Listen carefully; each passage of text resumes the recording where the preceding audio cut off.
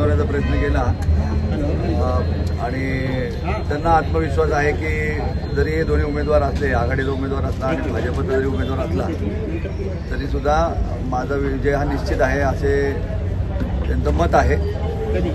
मी व्यक्तिशः असेल, मोरेश्वरजी असतील, नवनाथ असेल, आम्ही सर्वांनी प्रयत्न केला समजून सांगायचा की विभाजनाचा फायदा ऑपोजिशनला होऊ शकतो।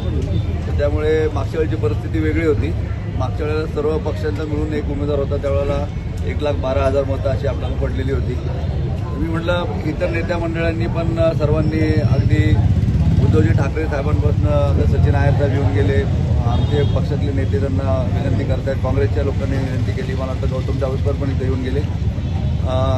त्याचं म्हणणं आता असं आहे की मी माझ्या कार्यकर्त्यांशी बोलतो की शेवटी माझे कार्यकर्ते हीच माझी ताकद आहे आणि ते माझ्या पाठीशी आहेत आणि इकडची आयटीची जी जनता आहे ती पण माझ्या पाठीमागे आहे। त्यामुळे मला असं वाटतं की मी निवडणूक जिंकेन असं शेवटपर्यंत त्यांचं मत आहे। परंतु तरीसुद्धा आम्ही त्यांना विनंती केली की स्वतःचा करिअरचा पण विचार करा, अजून तुम्ही यंग आहात आणि मागच्या वेळेला जेव्हा त्या दोघांमध्ये नानामध्ये आणि राहुलमध्ये ज्या वेळेला शेवटच्या बातचीत झाली त्यावेळेला दादांनी असे सांगितलं होतं की तुमच्यापैकी एक जण जर उद्या खासदारकीसाठीचा प्रयत्न करत असेल तर तिथं पण विचार करता येईल। म्हणजे ते ठाम आहेत त्यांच्या मतावर आतापर्यंत तर असं वाटतं की ते ठाम आहेत आणि तरी शेवटी आम्ही त्यांना म्हटलं की तुम्ही बघा, म्हटलं की असं नको व्हायला की ह्याचा फायदा विरोधकांना होईल असं तुम्ही काही करू नका आणि स्वतःचा करिअरचा पण विचार करा, कारण तुमचं नाव पण चांगलं आहे, काम पण चांगलं आहे, अशी परिस्थिती आहे आणि अर्थात तिकीट मिळायला पाहिजे होतं असं त्यांच्या सर्व कार्यकर्त्यांचंच मत आहे।